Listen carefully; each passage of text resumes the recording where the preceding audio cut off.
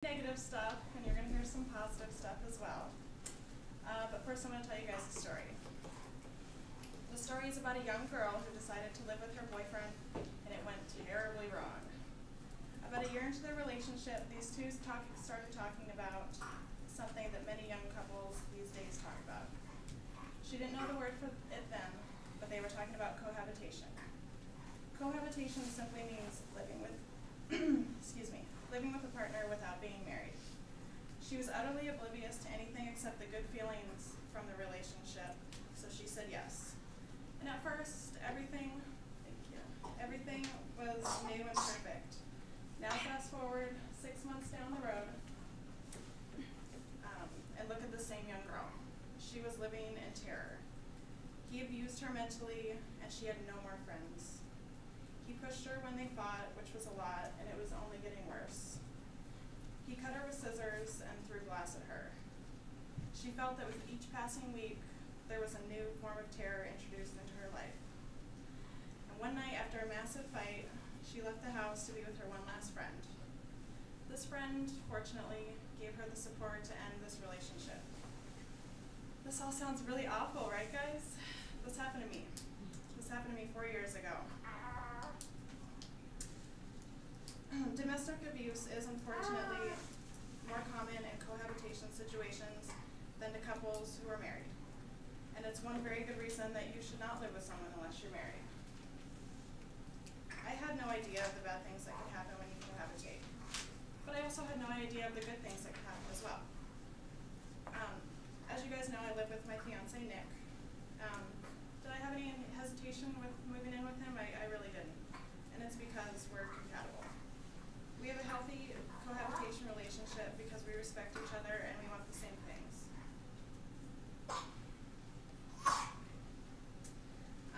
We are not demanding of each other, and we work together on the everyday things like cooking and cleaning. We've been through the death of my father, job loss, and a serious illness. And we have the tools to get through life's up and downs that some married couples don't even have. We support each other in every aspect, and we are not married. These are some of the reasons that cohabitation can be a wonderful thing. Ultimately, knowing the pros and cons of cohabitation is key to seriously deciding before you're going to do it or not.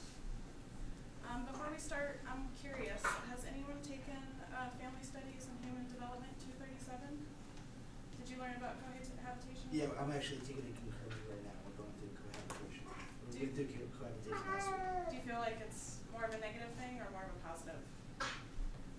Based on a lot of the stuff that I've researched myself about cohabitation, a lot of it's negative. But a lot of my friends do it. They did it like right after high school, and now they're, I'd say 95% of them are split up and they have kids, and it's just really nice. Thank you. That's wonderful. Great. Well, Daniel's going to start us out with some more of the negative things about cohabitation.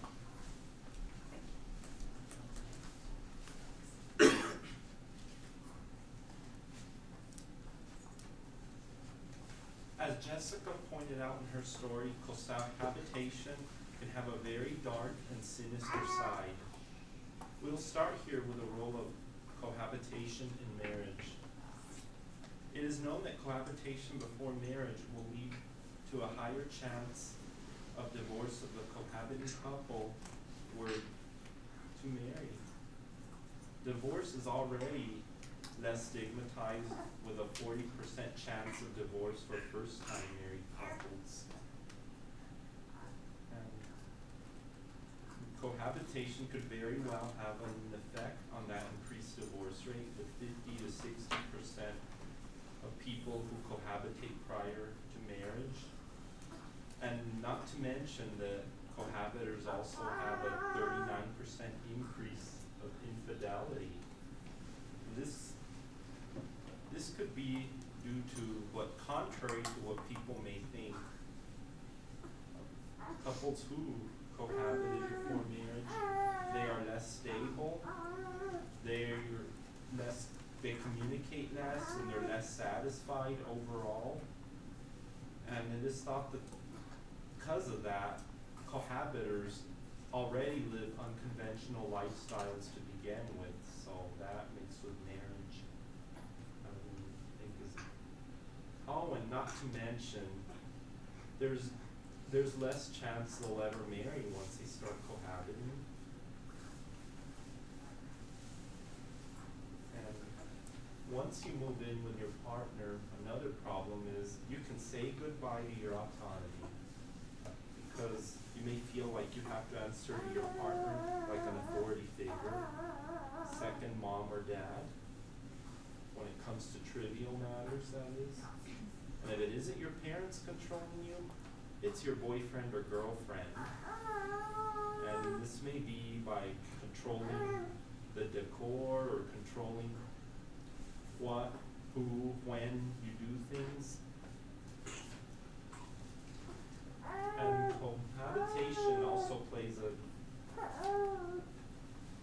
huge role in domestic abuse, as we have just witnessed through Jessica's story here. And this is because of a study between 1979 and 1987 showed that 65% of violent acts committed by a boyfriend or an ex were violent acts towards women. However, only 9% of those violent acts were created by a husband.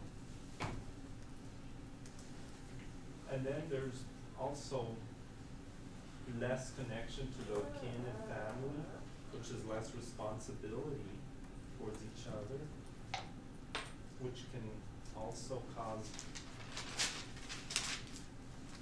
be maladaptive, because each partner has less obligation and responsibility to each other than as if they were married. And then women may view cohabitation as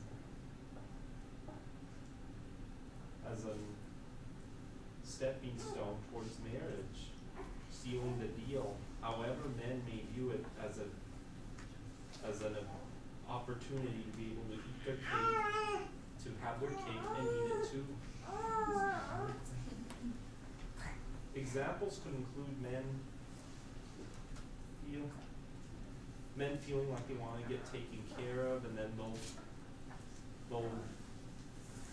take advantage of the woman. And conversely, women can also take advantage of the man by expecting them to fix things that they could fix themselves, or expecting the man to support them and pay their bills and everything. And furthermore, this can lead to conflict, which could lead to domestic abuse, as we mentioned earlier.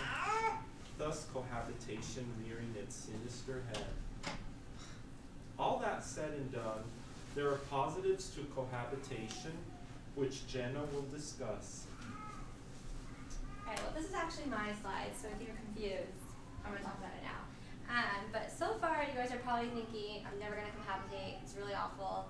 But don't think that. As Daniel pointed out, there's really a lot of negatives with cohabitation, but then with every negative, there's always positives. And then I think cohabitation has a lot of those.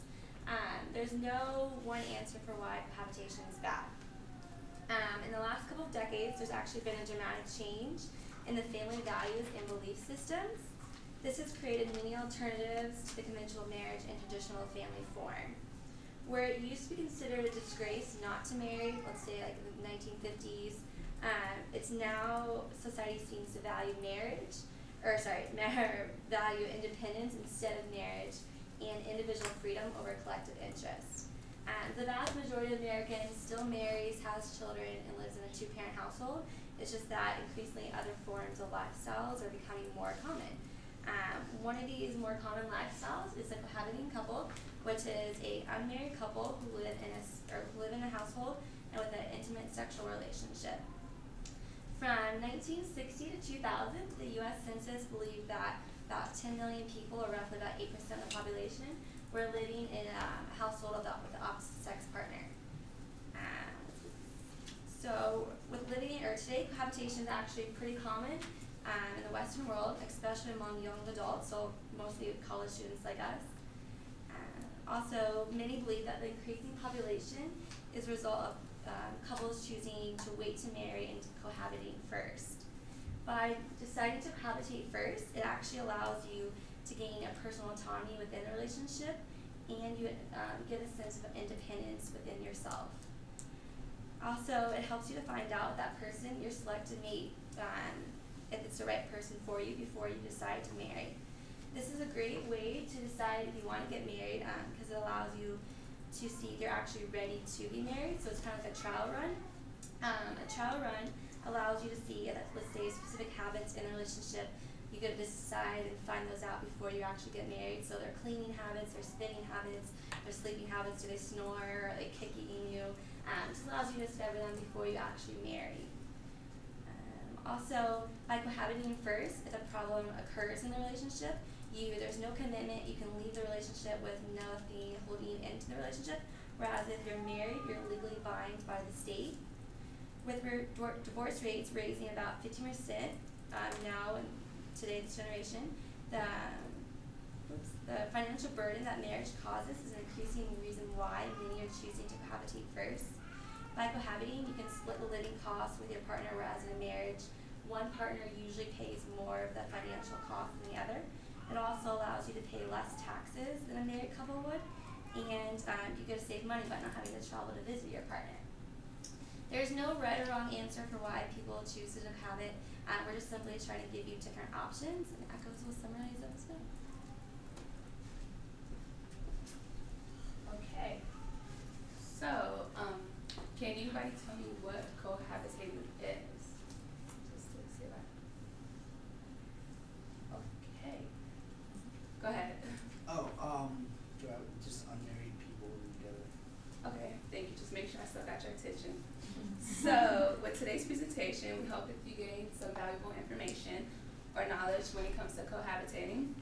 We stated the pros and cons, such as it being a trial run for a marriage, or you finding out the truth about your partner, or bad things such as your partner being domestic and that sort.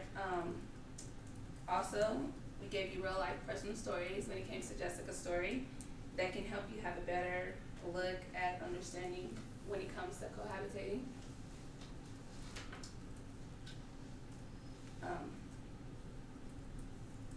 So many people have their reasons when it comes to cohabitating, and I'm pretty sure everyone thinks that their reason is the most important, or it's a good one to cohabitate.